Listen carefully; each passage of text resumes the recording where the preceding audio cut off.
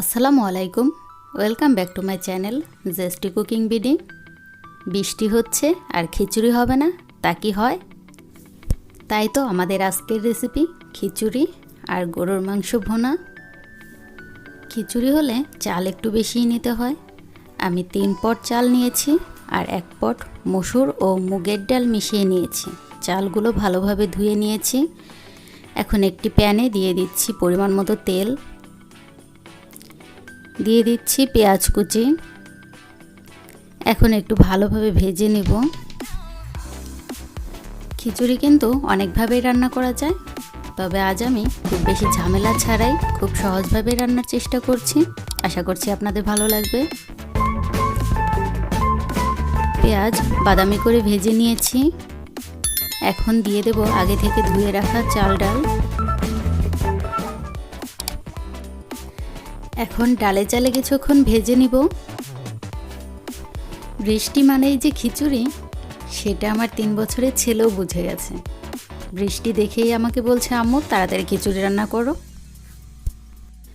এখন এ পর্যায়ে দিয়ে দিব আদা রসুন বাটা। এখানে আমি 1 চা চামচ রসুন বাটা দিয়েছি আর 1 চা চামচ আদা বাটা দিয়েছি। এখন ভালোভাবে মিশিয়ে কিছুক্ষণ ভেজে নেব। দিয়ে দিচ্ছি সামান্য পরিমাণ জিরা গুঁড়া, একটু ধনিয়া গুঁড়া, পরিমাণ মতো হলুদ গুঁড়া, স্বাদ মতো লবণ। এখন ভালোভাবে নেড়ে চেড়ে মিশিয়ে নেব। খিচুড়ি কিন্তু অনেকভাবে রান্না করা যায়, যে যেভাবে রান্না করুক সেটাই মজার। খিচুড়ি মানেই মজার। এখন দিয়ে দিচ্ছি পানি। যেহেতু আমি 3 পট চাল 1 পট ডাল দিয়েছি, তাই আমি এখানে 8 পট পানি দেব। আর পানিটা আমি গরম করে দিয়েছি। গরম পানি দেওয়াতে খিচুড়ি বেশি ঝরঝরে হবে। দিয়ে দিচ্ছি স্বাদ মতো কাঁচামরিচ। আমি এখানে 7-8টা কাঁচামরিচ দিয়েছি, আপনারা আপনাদের স্বাদ অনুযায়ী দিয়ে নেবেন। পানি অনেকটাই শুকিয়ে এসেছে। এ পর্যায়ে দিয়ে দিচ্ছি গরম মশলা গুঁড়া। আমি গুঁড়া ব্যবহার করেছি, তাই এখন দিচ্ছি। যারা গোটা গরম মশলা ব্যবহার করেন তারা তেল দেওয়ার পর দেবেন, তাতে ঘ্রাণটা বেশি হবে। ভালোভাবে নেড়ে মিশিয়ে নিচ্ছি।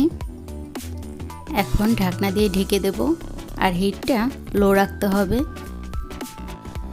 এভাবেই লো হিটে কিছুক্ষণ ঢেকে রেখে দিলে চালটা সেদ্ধ হয়ে যাবে ভালোভাবেই, আর খিচুড়িটাও অনেক বেশি ঝরঝরে হবে। এখন চলে যাচ্ছি গরুর মাংস রান্নাতে।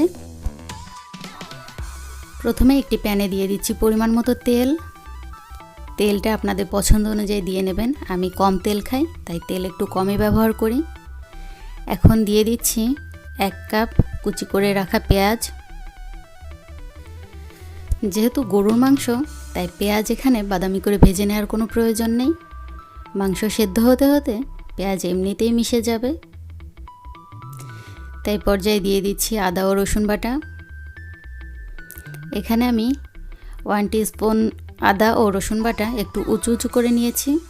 আপনারা আপনাদের পছন্দ অনুযায়ী কম বেশি করে নেবেন। এখন দিয়ে দিচ্ছি জিরা গুঁড়া, হলুদ গুঁড়া, ধনিয়া গুঁড়া, মরিচ গুঁড়া, স্বাদ মতো লবণ। সব মশলাগুলো একটু কষিয়ে নিব। আমার হাজব্যান্ড বলে আমি নাকি মশলাগুলো সুন্দর করে ছড়িয়ে ছিটে দিতে পারি না। আসলে আমি তো অল্প পরিমাণে দিই, তাই ছড়িয়ে ছিটে দিতে পারি না। যে কোনো খাবার দেখার সৌন্দর্যের চেয়ে খাওয়ার সৌন্দর্যটাই আমার কাছে বেশি গুরুত্বপূর্ণ। এ পর্যায়ে দিয়ে দিচ্ছি মাংস। এখন ভালোভাবে নেড়ে মিশিয়ে নেব। অনেকেই দেখি শাক ভাজি করতে গেলেও শুকনা মরিচের গুঁড়া খানিকটা দিয়ে দেয়। জানি না সে রান্না কিভাবে খায়, তবে আমার কাছে রান্না মানে তৃপ্তি করে খাওয়া। সেটা দেখতে যেমনই হোক, খেতে মজা হয়েছে কিনা সেটাই আসলে গুরুত্বপূর্ণ। কষিয়ে নেব।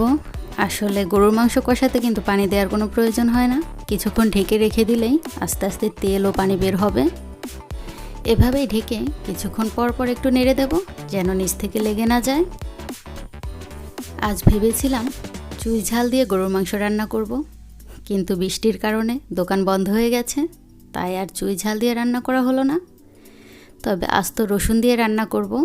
যারা কখনো আস্ত রসুন দিয়ে গরুর মাংস রান্না করেননি তারা অবশ্যই একবার ট্রাই করে দেখবেন। এভাবে আস্ত রসুন দিয়ে রান্না করলে মাংসের থেকে রসুনগুলোই কিন্তু বেশি মজা লাগে। মাংসটা কষাতে কষাতে যখন দেখবেন এভাবে উপরে অনেকটা তেল উঠে এসেছে, তখন বুঝতে হবে মাংস কষানো হয়ে গেছে। এখন এ পর্যায়ে দিয়ে দেব কিছু পানি। আমি এখানে গরম পানি ব্যবহার করেছি। আর আমি যেহেতু ঝোল রাখবো না, তাই এখানে 1.5 কাপ পানি দিয়েছি।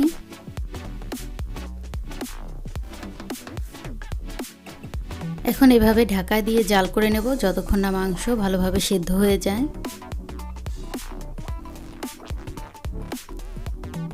ঢাকনা তুলে একটু নেড়ে দিচ্ছি। এ পর্যায়ে দিয়ে দিচ্ছি গরম মশলা গুঁড়া। এখন নামিয়ে পরিবেশন করে নেব।